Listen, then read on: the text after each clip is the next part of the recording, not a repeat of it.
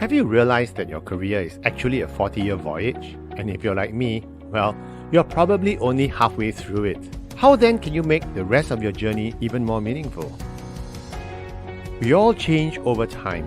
What was important to us 10 years ago, like maybe money, job titles, may not be our top priority today. In fact, would what we enjoy today be of any value to us 10 years from now?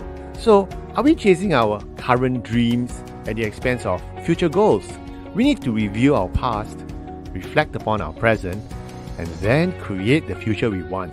We need to examine how things like financial security, career satisfaction, personal relationships factor into our life and how it should drive our career strategy. So, instead of blindly putting in the hours of hard work every day, come, find out how you can achieve lasting career success and learn how to live a meaningful life through your career. Click the link to find out now.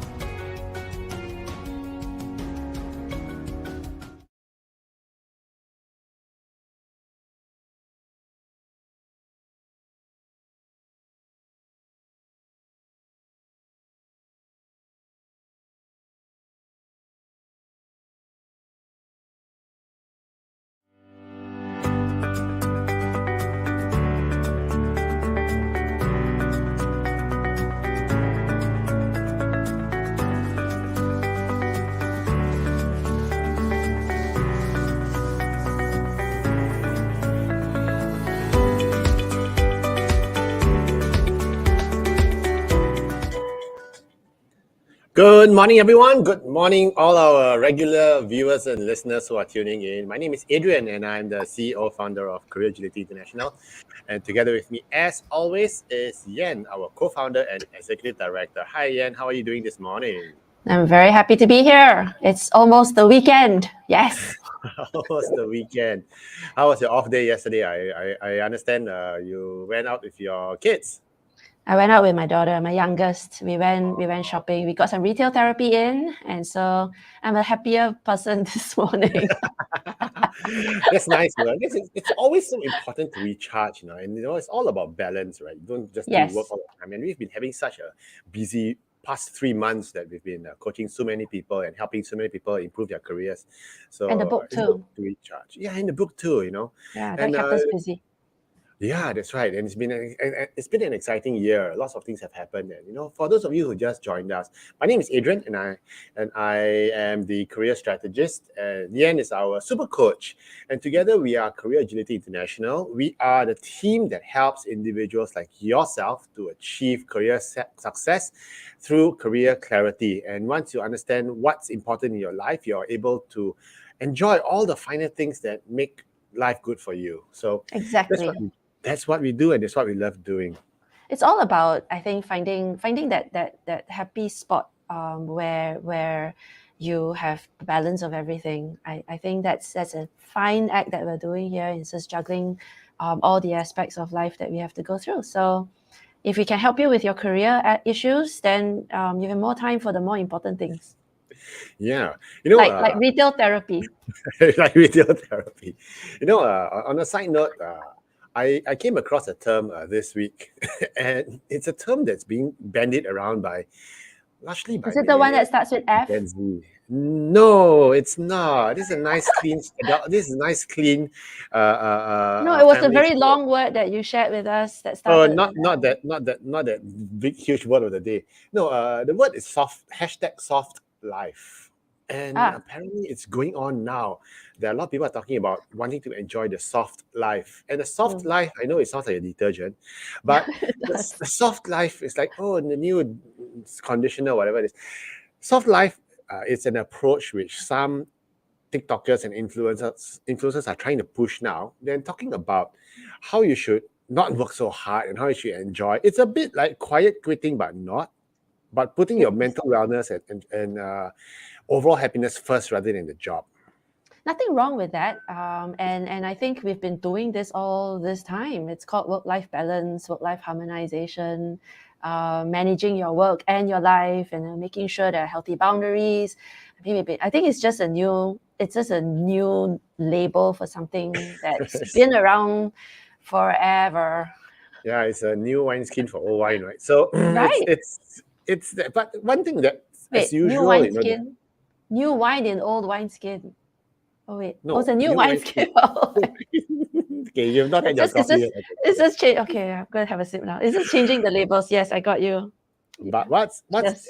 interesting now is that we have influencers saying that, hey, shift to the extreme. That soft life is it, and those influencers are showing off how they're having the soft life and telling people don't have to work so hard, But where are you gonna get the money from? And these Mm, influencers, mm. they are peddling a very dangerous drug, and you're telling people to just focus on a soft life. Hey, there are bills to pay. You still have to be. It's the same people who say quiet quitting is good, but let's not get that because I don't want to pop a vein again this morning. But if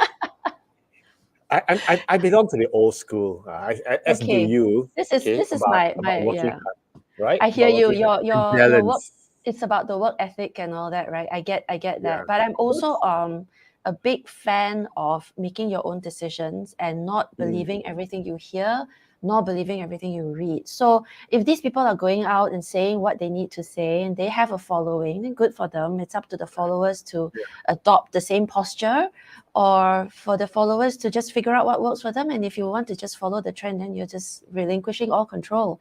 That's on you. So fake news, whatever. But listen to whatever is out there, and Mhm. just And balance synthesize it and out filter out what works for you, right? yeah, that's right. Yeah, there you go. And And so if you want to listen to us, great. If you don't, it's on you too. hence the wisdom on this Friday morning has been dispensed. I'm quite Thanks for tuning in. philosophical That's all about it. today. That's all the wisdom we have now. I'm just kidding. So it's interesting because today's topic we're going to talk about is about how do you love the job you hate, and this came about because a couple of weeks ago I was talking to this client, and she was telling me that how much she hated the job and Mm, everything, and I said no, she hated this, hated that, basically hated the job, and I said quit mm, law. Why don't you just mm. go resign? But I But I cannot can't. because I actually like the job. Okay, like what do you mean? So she was very conflicted. She said no, and that brought up a lot of interesting points during the conversation. And yeah, and I'm sure you've had many other Mm. clients like that as well, right? All the time. I think a lot of us have perhaps this idealism. You've got to be careful with that, because I don't think you'll have everything perfect all the time. There's elements of something that might be a little bit itchy or prickly or uncomfortable in any setting, in any situation. It's never going to be ideal or perfect. So a lot of clients come in because they're unhappy about something, but they're managing, and then after that there's a trigger, and then maybe they need to reassess. And it's a little bit like our health. We're never 100% all the time, every time, because sometimes we have headaches, sometimes you have gray hair, occasionally My, you have sho- a my shoulder pimple, hurts today. right? It's Maybe the you mystery slept pain. badly, Yeah, right? And so I don't know. I think people are taking it to extreme, because look at the words that you've put here: love and hate. I mean, come on, they're on opposite sides of the spectrum. But yeah, actually, come to but think of it, I'm being very philosophical again. I think the opposite yeah, but the of only love. reason why I did this, yeah, the only reason why I put this headline is because it's clickbaity. So Yes, we all know that. Clickbait.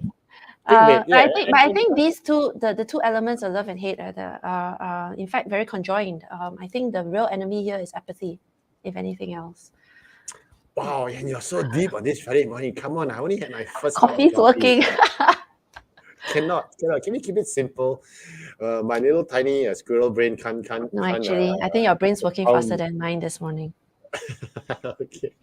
So today we're going to talk about how to love the job you hate. Yeah, Um, and we've all been there, right? I mean, we've yeah. all had jobs we hated. One of the I've so far I've been blessed in that almost all the jobs that I had were fun and great jobs, but there were one or two episodes in my life where Yes. I had really difficult times in those companies, and it was misery, dragging your feet, getting up, going to work, and then seeing a very sour faced boss, and just wondering what the heck am I doing here, and is there something else better? It just sucks. Yeah, we've all had that. I think our listeners probably, they all agree at some point. Just reflect onto think back to your past and figure out like, who's the best boss you've ever had, and then who's the worst. Chances are we've had characters that we've had to work with who were not perfect. Yeah. But it is what it is. It is what it is. That's why I had some difficult bosses in my time as well. So oh yeah, I know you've told me those horror stories which we cannot repeat online, but it's there, and it is. even and it comes back to revisit you once in a while. The elements of the job that you don't like. So today we're going to talk about how do you love a job that you hate. And before we begin, there is always a caveat that if you really can't stand the job, and if it's really affecting you mentally, emotionally, physically, and you're losing weight. You're losing You're weight. not getting sleep. Losing weight not so bad actually. I could lose some weight, but if you're losing weight in an inordinate and inexplicable amount of weight over a short period of time, and then that's a sign. These are signals that your body is telling you, hey, and if you are in a very dark place because of the trauma and pressure that the work is giving you, okay, quit. Okay, seriously. Even if you don't have anything in hand, and you're really at your wit's end, okay, it's not, your job is not worth dying over, and that's something we often say. Let's not even talk about death. Let's talk about just making sure that your health is intact.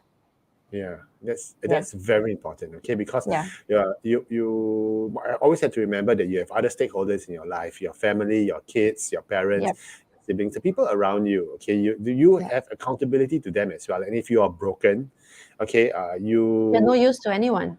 You're no use to anyone. So and then the company's just going to replace you. Yeah, exactly right. So take care of yourself emotionally, okay? Take charge. Everything we do, there are always choices. And sometimes these choices are tough choices. Sometimes clients come to us and say, I got no choice. I say, you have a choice. Just that these are very tough choices that you have to make. Yeah. And that's just reality of it, right? Yeah. And then having someone to talk to so that you can have your game plan and a backup, and then a backup to the backup. I think that gives you a lot of courage, gives you a lot more confidence in making those tough decisions. True. Yeah. So one of the things, when you are encountering a situation where you hate your job, okay, you have to ask yourself, why? Why are you unhappy? What exactly are the reasons? Because like what I said on air yesterday, on yesterday's radio show, I was talking about this topic as well. Life is like, if you're Singaporean, you know what I mean when I say life is like a box of rojak. Okay, rojak is this salad where everything's all thrown in. Okay, some ingredients you like, some ingredients you don't like. Okay, and I also want to do my Forrest Gump impression, but no, I'm not going to do it. Please don't. It's like that, There are elements even today in my job, okay, as CEO and founder of Courage Agility, right? It's one of the best roles I've had in my life, in my career, but the elements in it which I really, really hate. Yes. And that the accounting piece, as a business owner, I have to go look through the numbers, I got to do all the I hate those, and I wish I could make it disappear. Yeah, life is not a bed of roses, but I'm just saying, and this is a funny phrase. Some people like pickles.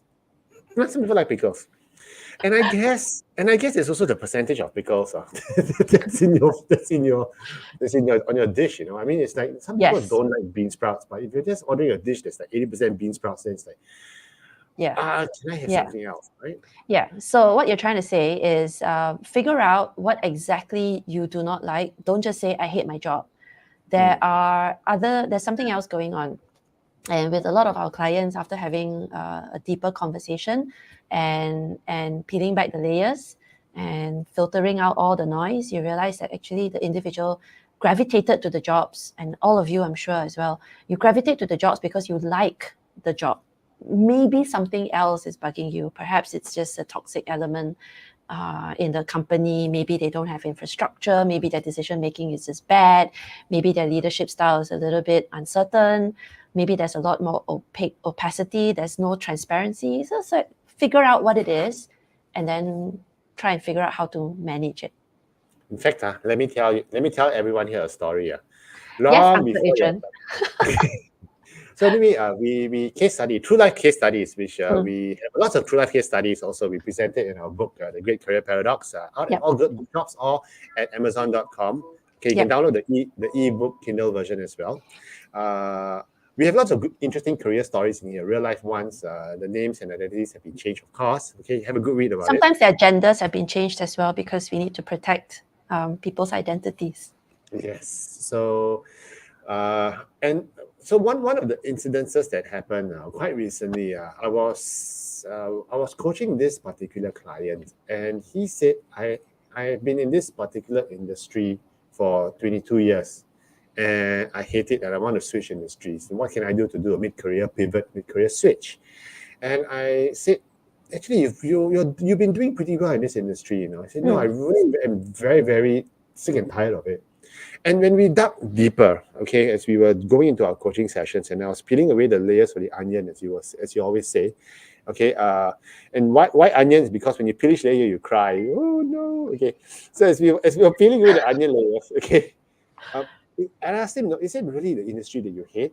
What do you like? And it turns out that he actually doesn't like the new direction that this company is taking. And because of that, it says the industry is not the one I want to be in anymore. But he still believes that he still loves and is quite passionate about the original industry. Okay, so I said, no, if you feel the company is taking you on a wrong trajectory, whereas you believe that it should be where it was, and if you really know it and feel it in your bones that that's the right way, then find another company that has that direction and has those values that you hold true, rather than the one that has changed and evolved, you see. Yep. So you need to find out what exactly, because on the surface it could be I hate my job, but actually it could even be something like, I hate my boss. Yeah, which is very common. Yeah. And sometimes even to the point where this is a dead end job, I can't get promoted, and that's a valid reason for you to hate your job. Yes. But you want to get promoted, are you ready to take a step up? Things like that. So we need to peel away the onion to find out what exactly is the issue. Yeah, I know, it's so painful. It's like, ouch. And also, once you identify what you are unhappy with, are you being unreasonable or not? Yeah. Because some people just want everything to be done their way, or they like it the way it used to be done and are uncomfortable with changes, which happens.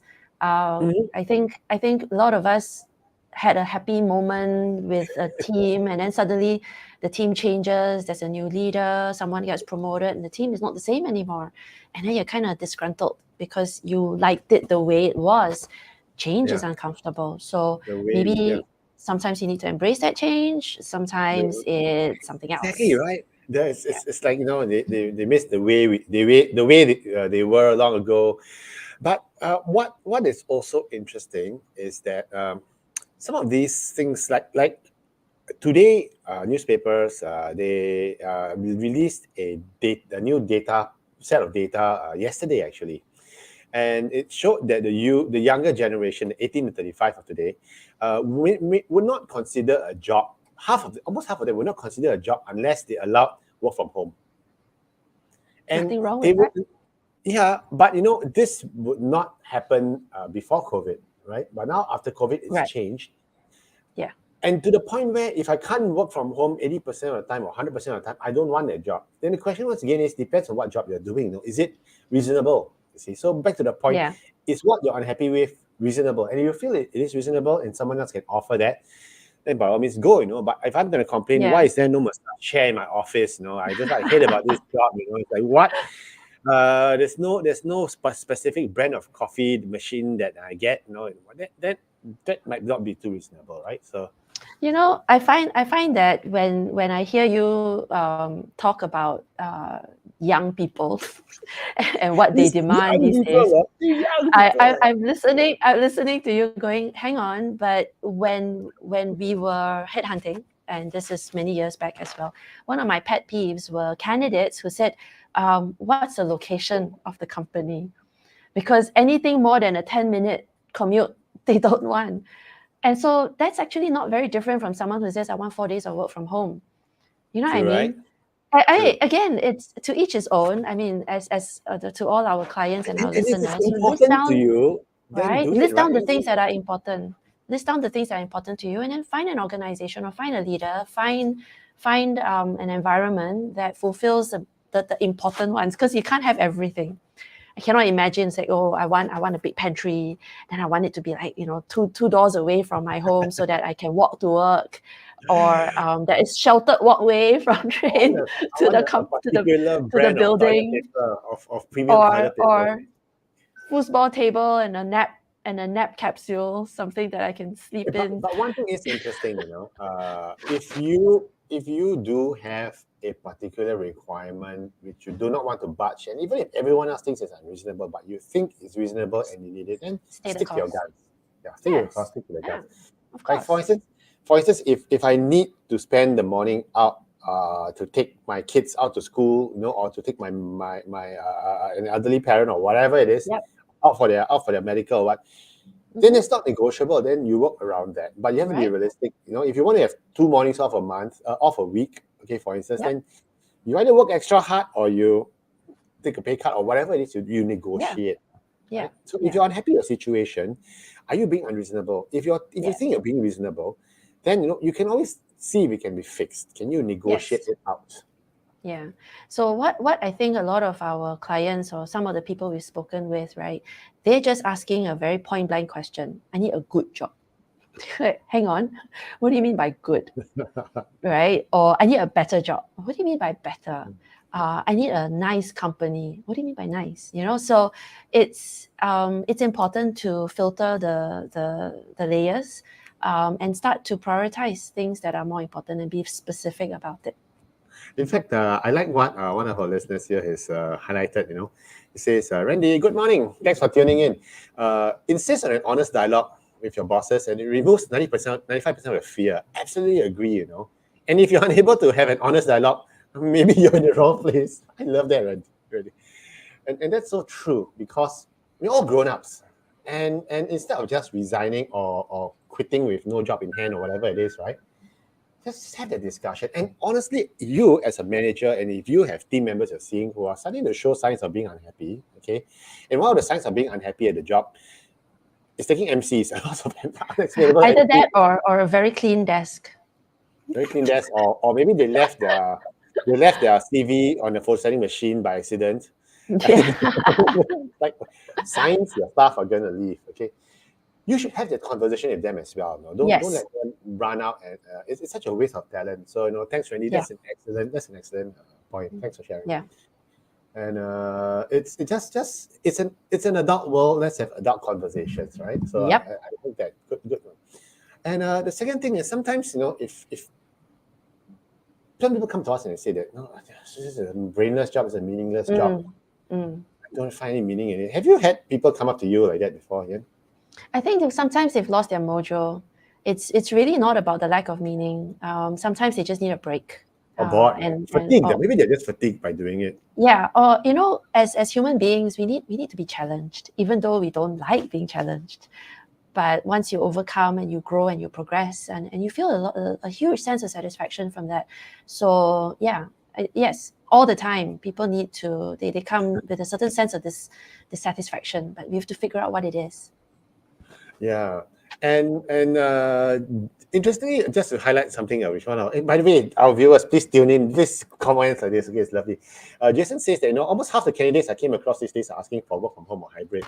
Want a nice office and a fancy pantry. Oh no.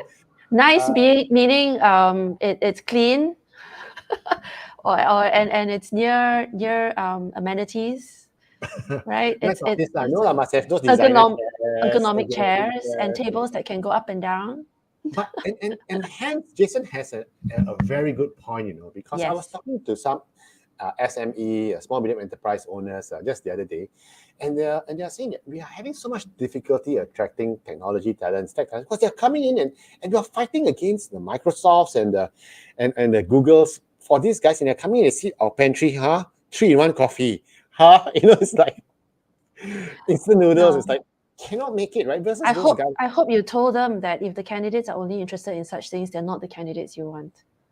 Actually, those were the candidates they wanted, because these are the ones that Google will push. But that it's just terrible. So, Jason, I agree with you that the market has shifted. So, and there's a valid question for the next person. Why do they need a fancy pantry or a nice office if they want to work from home? Yeah, that's true, right? So maybe weird. It's a deep contradiction. Question. Should I? On the days that I come to office, I want to have those nice luxuries, because I already have fancy coffee and nice everything at home, you see. So it's like, when I go there, what wooden chairs, that kind of thing. It's like, no, not gonna happen. So maybe, okay, so maybe, but no, but once again, we digress. Yes, we Find meaning in digress. your work. Sometimes it's not that you have lost the meaning in your work. Sometimes you're just fatigued. So like what Yan Yeah. said, take a break. Take an afternoon off. Take a day off. Do some retail therapy with your kids, or just take a vacation. Sometimes we forget that we are human and we can get fatigued, and Yes. we go like for instance, for us at Career Agility, we are kind of taking December foot off the pedal because this year we've helped so many people, and it's tiring, it's fun, it's Mm. lovely, it's rewarding, but it's also exhausting. So we're actually tuning down a little bit in December so that we can recharge and re-strategize for 2023 to be able to help even more people. So sometimes you need to take a step back and recharge and change your perspective. Yeah. Absolutely. You need to know your limits, and you need to be sure to always bring your best game. But you can't be performing at 100% all the time, 24/7, because you need to rest. Yeah, So we're please human. draw boundaries And and if figure out you're what you need to recharge. And if your boss once again insists on you being a superhuman, well, you should, like what Randy Fitton said, you should have a conversation, have an adult conversation with him as well. But sometimes, you do find after you've done the same job for a while, or maybe you're given a new job and you don't find meaning in it. Sometimes what you need to do is need to have a change in perspective. So one of the ways for instance, my favorite example is about this client of ours who he optimizes operating theater time slots for Yep. at a hospital, and he was saying that it's a mindless job where you just move things around, and it's quite brainless, and I don't see any purpose in it apart from maximizing the profit of the hospital. And we had a deeper discussion, and he realized that actually by doing that, what he's doing is he's allowing a higher utilization rate of the operating theaters, and therefore the patients get to get the operation and surgery done faster. And when it's done faster means they're in less pain, and their solutions get solved. Their solutions their problems are solved sooner. So the purpose of that is basically that I'm actually helping more patients to get better sooner. So Yeah. after that paradigm shift, he was Yeah. thinking, actually, not such a bad job. Actually, it's good. The repetitive nature can sometimes can wear someone down. It's important to take stock and go like, why am I doing this, right? And then for what purpose? And so a lot of us don't really hate our jobs. There's a reason why you gravitated to that job in the first place, because something there worked for you. And then, of course, the ultimate purpose is to have an income so that you can go pursue the things that really matter. You need an Yes, income. You need to be economically viable. You need to be yes. doing something with your time that can give you something in return. And so there's a reason why you took the job in the first place. So let's look for Yeah. where the love was when you started And this sometimes, romance, right? and one really useful piece of advice I was given once is, maybe what you should do is you should take a step back, okay, and look at the people that you are actually serving and helping. For Yes. instance, like at the hospital, that case, go down, talk to the patients, and see how you're affecting their life. If you're a Yeah. teacher and you're sick and tired of teaching, maybe you should go down, talk to the parents, or talk to the students, and just see how you're changing lives. So talk to your end clients, how your technology is actually helping them to finish their work sooner so they can get back to their kids, or how much their life is changing because of your service or your product. That could add Yeah. additional perspective to you as well. As a completely separate topic, teachers who talk to parents, again, I applaud your dedication. Parents are tough. In fact, teachers don't want to talk to parents. Just saying. Sometimes parents can be a little bit difficult. But anyway, yes. You get So it, you get it, yeah. if you are in a position to give good feedback to your Mhm. service providers, your teachers, the people who have supported you in the past, do so, because I think everyone likes to know that they've made an impact or a difference in some way. So always show appreciation. It's Definitely helps. Pay it forward. Yeah. yeah, correct. And Yeah. the Yeah. third thing you can do about it is sometimes you need to just change your thinking. Yes. We all have this uh, thinking. Sometimes we have this thought model, especially when you are frustrated and you can't get out of Yes. it. Yeah. The self-obsession, It's isn't not it? itself. it just feeds itself. So sometimes and then you become a victim in your own world. Things are Mm. just spiraling downwards. It's a dangerous place to be. Correct. So no, we need to sit down and sometimes we need to reframe the picture. For instance, if there's an element of the job that you don't like, okay, like interestingly, okay, my first job when I was at Shell, the part which I didn't like was that we were KPI on working capital, which means that by the end of the month, okay, we really need to run out and collect all the payments because we needed to have an 85% collection rate. Okay, so I was literally going out as a fresh graduate, begging for money, asking for money, and making Debt sure collection. that collection basically, okay, to the point where an 85% is a really high number, which we had been consistently hitting. In fact, it was 75. I brought it up to 85 because I'm a very good loan shark. So, but I hated it because it was basically running around begging for 3 whole days. I would just be running around Singapore collecting money. I hated it, but I said to myself, look, Adrian, I know someday I will be running a business and I will need to have this particular skill. It's very useful because it's cash flow. Right? So I said, okay, I changed my perspective. It's a painful thing. It needs to be done. Okay. Also, by collecting the money up front, okay, I said to myself, I'm reducing the credit risk. So I changed my perspective and said, actually, it's not just doing this, but doing that, the benefits. And suddenly it wasn't so painful. Yes, it was still painful. Okay. And that's why, and those were the days when you actually had to collect a physical check. No more e-payments. Okay, that's how old I am. Anyway, but just shift your perspective. Is there something they don't like? What's the upside to it? Or maybe you can just say that, hey, or most importantly, I hate my job, but hey, I still got a job. You know what really, for me personally, a strategy that really works is always having this conversation with myself. It's like an internal monologue, a little bit, that says in 5 years time it won't matter, or in 10 years time this will be forgotten. I missed this opportunity, someone else got the project, it's not going to matter in 2 years time. So that's a little bit of a reframe, and it's been fairly healthy, and it's helped a lot, because we always think back and we cringe at things that we missed, or or decisions that we regret, and all of that sometimes stew in this bitter coffee, this witch's brew that's just very unhealthy. So but we like our coffee bitter, like, don't we? So if you're feeling a little bit uncertain, and embracing change is hard, you think about it, you project yourself 2 years away, 5 years away, and you realize that this isn't going to matter, and it's not going to be permanent. That's another thing to remember as well. And that's why reframing and having a gratitude attitude, and also the way you manage yourself, especially if you're going to be a role model to your kids or to people who matter to you. I think that's really important in helping you. They're watching, they're watching. Yeah, they're watching. Yeah. And if you're stressed out at work and you go back home and you yell at the kids, That's not going to help. take it out, it's not going to help, and your kids are just going to go, oh wow, that's how dad that's or how mom you should handle it. That's how we should handle it too. Then they say they got a rough day at school, they come back, they kick the cat.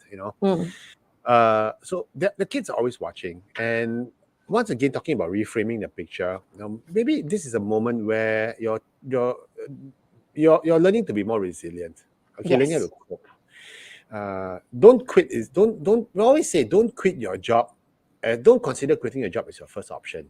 Okay, that's right. Try and figure things out. That's the last option, actually. Yeah, unless there's a job which you really love, in a company you really want to work for, in a role that you really want to, working for a boss you've been wanting to work for a long time, at 100% more salary, go. But, that's different. That's pull factor. Yeah. So factor. If there is something that there's a pull factor and something you want and it's aligned to your strategy, go for it.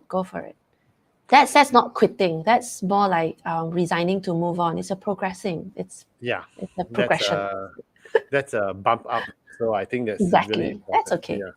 Yeah. So change your thinking. Realize that life is never a bed of roses. Of course. There'll be road bumps on the way. Learn how to manage it. The bumps are not going to be there forever. And if the bumps are there forever, then once again, you have a choice. Yeah, go get a sledgehammer. Get a sledgehammer and remove those bumps. Can't you imagine? You Yeah. have choices. I think you can make some decisions. Again, come talk to us, and maybe Talk to us. as we figure out the context of the nature of your speed bump, Mhm. maybe we can help you with some construction. Or maybe we can find an alternative shorter cut with fewer bumps for you, right? So Yeah, come to yeah, us yeah. because Or you can help we me actually do destroy the that. bump. Sorry, it's not Oh, construction, is it? destroy It the is bump. it Get, is avoid the detonation. bump. So once again, that's what we do for our clients. For those of you who just joined us, my name is Adrian, and I'm the CEO, founder of Career Agility International. And Yen, together with me, she's my executive director and co-founder. So together, we help individuals like yourself to enjoy life better by having a better career strategy and by achieving career success that is meaningful and matters to you. So we help our clients when they come to us with career issues. It's not just about the job hunt. Okay, job hunting is one of the tools, but it's not the main tool that you reach for immediately. Okay, so Yes, yeah. The analogy I like to use, right, Adrian, is you don't just plan for the wedding, plan for the marriage. true, because sometimes you get So so the job obsessed with, search is just that moment, but after yeah, that you have to have a career strategy. You have to right, think the long game. Yeah. yeah. And today we are talking about what to do when you're not happy in your job. Okay, when you fall out of love with your job, and when you really hate the job. So let's talk about number 4. I think it's very important for us to develop coping mechanisms if you are in a job that you hate. Tai Chi. Okay, Tai Chi. Well, Maybe there are components in your job you don't like. the appropriate Okay, word, what's the my correct fellow word? listeners, is delegation. So much more elegant. Let's delegate the task to someone who's more capable at that specific task.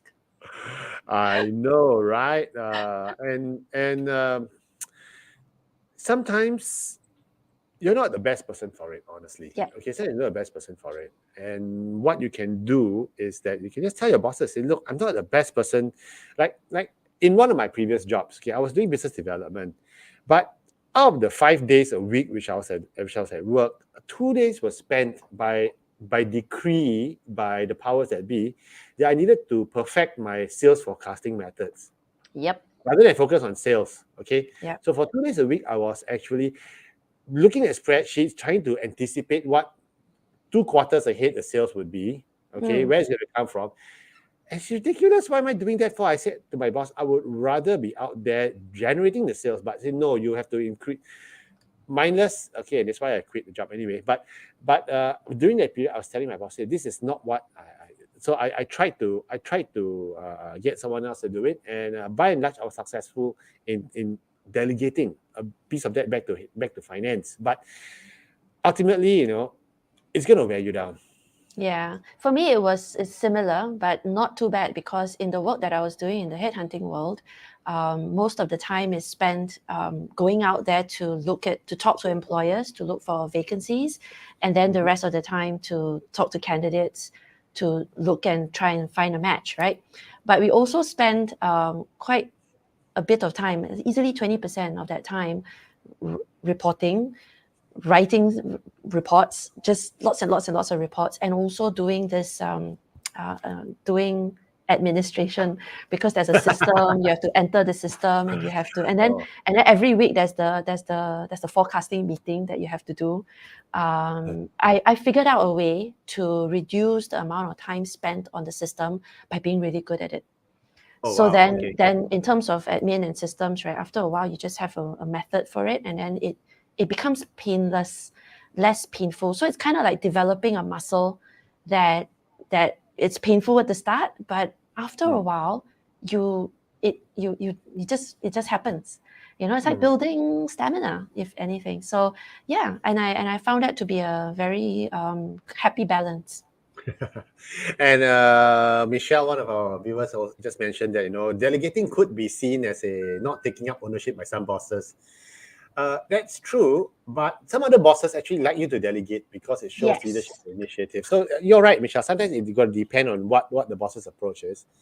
Yeah. But honestly, if it's your core activity that you're supposed to do, like 80% Don't of the job is delegate that. Yeah. then you can't delegate that. So Yeah. you're right. Delegate the tasks that that obviously won't impact your The KPI. lower value add ones. So yeah. And the other thing you can do also, you try to automate it. So Yeah. it's a lot of marketing we do now is automated, and it's allowed us to focus on other stuff as well. So That's can right. you basically, what is the element that you don't like? Can you push it away? Can you like farm it out? Can you automate it, or can you procrastinate on it until it disappears forever? In No, a I don't. larger organization, I think we could, but you'll You could, find right? that if you procrastinate, we just tell you, Adrian, we still have to do this. Adrian, we still I have am, to I do am, I am, I am a big procrastinator. When it comes to filing expense claims, because I hate filing expense claims, right? So, I file my expense claims like twice a year, and I bunch it up, and suddenly I'm going to the Yeah, finance department that's with not a like good thing. Yeah, 5 figure. It's like, what? Seriously, you said on this amount? I say, yeah, it's just not worth doing it. So sometimes you bunch it up, or it's like develop your own coping mechanisms. And one of the best coping mechanisms I always believe is just have a good laugh about it, talk to people about it, and you're right, Yen, what you said just now, down the road, 5 years down the road, it doesn't matter. And so what I always tell myself is, no matter what a pickle I am in right now, right? I say, okay, Adrian, in 5 years' time, you're gonna look back at this and have a good laugh. Okay, and yeah, most of the time it's true. yes. And it works. It works. It's a very good coping mechanism. Just rethinking what would your future self say. Remember our last week's we had our last week's conversation on LinkedIn Live. We were that wonderful question: what would your 70-year-old self say to you today, or what would your Chill, 60-year-old man. self say to you today? Chill, Adrian. And Chill. it really puts things in perspective. And once you have that perspective, you're just a lot healthier. Yeah. And I think it helps you to mature better as well. But one of the most Like wine. like wine. But one of the most important things we always say is, if you're in a job that you hate, okay, you probably need to talk to someone. And you could talk to your mentors, you could talk to your boss. That will help as well if your boss is open to it. And also you need to Yep. plan your strategy on how to approach that discussion with your boss. Okay. Yep. And the most painful thing is that, if you talk to your boss, you have got to prepare for it. And you Yes. have to start planning, okay, because otherwise you're Yeah. going to come as not like a very whingy little Yeah. kid, Yeah. but mom kind of thing. So you don't want to do Yeah. that. Yeah, I made a note earlier because I wanted to highlight this other point about adult conversations. And that was the point one of our listeners was saying, right? I mean, have an adult conversation with your boss, but you've got to plan for it and you've got to prepare for it and you've got to understand the communication strategy behind it, which we cover in our Career Mastery program, because you cannot be openly vulnerable in certain places. You Yeah. can't be articulating your deepest desires or your secret Right. fears. It's dangerous, right? It's just not therapy, So yeah, when you talk to your stakeholders, you've got to figure out what's the best way to approach and how to manage that critical conversation. It's not as straightforward as it sounds. So yeah, there's a lot of that details underlying that strategy. Yeah. Did So you just see the comment? which one? This one? Yes. Yes. The one by Deborah. Oh, that's so funny, Deborah. You always crack us up, So Debbie is really funny. Yeah. So but one thing that Christine also mentioned is really interesting. She says is, laugh to stay sane, and I absolutely agree. Right? Sometimes it's just. I was once in a company that was so messy and so ridiculously ugly place that all I could do was just stand back and laugh and say, "Man, this is how I will not run my company in the Yeah. future." Yeah.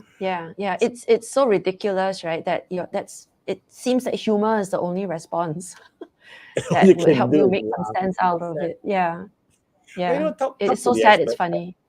I know, right? But come talk to the experts, talk to someone in the sanctity of a professional discussion. Talk to us. Confessional. Yeah, okay. And you're just not, when you engage us, you're not talking to Adrian alone or Yan alone. You're talking to two people, and most of the time we agree, but we also have our different points of view on many things. So Yep. you would have two different perspectives in a neutral perspectives with no hidden agenda and in a safe environment that we don't judge, but sometimes we Yeah. do wag a finger if you're doing something silly. We say no, don't do that. Yeah, we'll Okay, tell you the hard truths. yeah. And especially right now, if you are sorry, if you're at a point in your career, where you are looking at accelerating your career, we have our fourth intake we're going to run next year. It's called the Career Mastery Program. It's a 6-month intensive program, maybe not so intensive, but it's a very in-depth program with both Yan and myself as your career sensei. Okay. It's a small group coaching setting. Okay, evening workshops we're gonna run, and networking events. Lots of reports, lots of training, and I wouldn't call it career therapy. Okay, but it does encompass it's a group of It's a people who support are. structure. It's a good support structure, and we all Yeah. learn. So you would come into our inner circle, and we will be able to teach you how to get promoted in a way. Okay, and it's all about mastering your career so that you're ready for your next step. Yes. Yeah. And especially if you're in your 30s or your early 40s and you're thinking that, hey, I'm ready for that senior management. How does senior Yeah. management think? How do we get their attention? What are senior leaders looking for before they promote? So we're going to share all these interesting and powerful secrets with you. And Yep. we've gone through 3 batches already. The 4th batch is going to be in February. And we've had such amazing results coming out from all our previous alumni who come through the program. Yep. So don't go it alone. It's reach out to us if you have something that's triggering you. info@careeragility.org, or you can WhatsApp us. Our team's on standby, 88380557. Wow, you got the number right this time, Ian. That's because I'm reading it. I'm reading it out from the comments. Yeah, that explains a lot. So, come talk to us if you have a career challenge where you're either looking for a new job, or if you're in your current job and you're very happy there, but you're facing difficulties, challenges, or you just want to get promoted, but you don't know how to get promoted. And one of the most frustrating things is people go, I've been achieving all my KPIs. I'm still not getting promoted. Why? And there's so many reasons why that's not happening, and we are happy to share with you. Just come talk to us. It could be so many reasons which you don't even realize that. Oh shucks, you mean I thought by doing this I was doing it well enough to get promoted. Well, yeah. No, right. So it's not. There's so many things you need to know. So come talk to us. Our career mastery program, especially limited slots. So yeah. And once again, as always, as we come to the close of our show, if you have any career issues or challenges, just drop us an email, info@careeragility.org. We're always happy to give advice where we can. And one more time, I want to pitch our book. Okay, so once again, it's at all good bookshops at Kino and at Times. Or you can visit www.thecareerparadox.com, which is you see in the crawl downstairs. Okay, and you can order your book there. And if you order your book there on that website link, okay, it's going to be autographed by Yan and myself. Okay, so and it will only go up in value when I'm just kidding, when we get our Nobel Prize. So anyway. When Yan gets knighted and when I get my Nobel Prize, okay, so Yeah, right. get my head chopped off. Anyway, have a good weekend, everyone. And it's like Adrian likes to say, he's been counting down. It's 6 weeks to Christmas. So he's very excited about it. Yeah. We're reaching the end of the year. Where did the year go? So take time to recharge. It's 3 more weeks to my vacation in December. So I'm looking forward to it. I've not gone on a plane in like 3 years. So looking forward to it, and looking for all my winter clothes and everything. So looking forward to it. So okay, have a great weekend ahead. Any plans for the weekend for yourself, Yan? No, because the husband returns from a trip tomorrow. Okay. My daughter's back from the hall. Yeah, it'd be nice to have everyone back again. Yeah, I think it's just family time. I'm planning for this weekend. I'm planning a family movie night where we're gonna go to LinkedIn and watch this movie called Lal Singh Chadha. It's the Indian version of Forrest Gump. Oh man, it looks so funny. It looks so nice. Okay, it's almost frame for frame. I can So see your teenagers just rolling their eyes already. I know, I know that's so funny, right? You're But gonna anyway, you're gonna have to like tie them down to the chair and say, I want you to watch this with me. no, I'm sure they're gonna love it. It looks so Okay funny. I then. mean, it's Right. the same guy from Okay. All right. it's the same guy from what's that, the Three Idiots. So yes, I'm a movie fan. Okay, so anyway, have a great weekend, everybody. Take care and enjoy watching Lal Singh Chada. So okay, catch up with you again. Take care. Bye. Bye.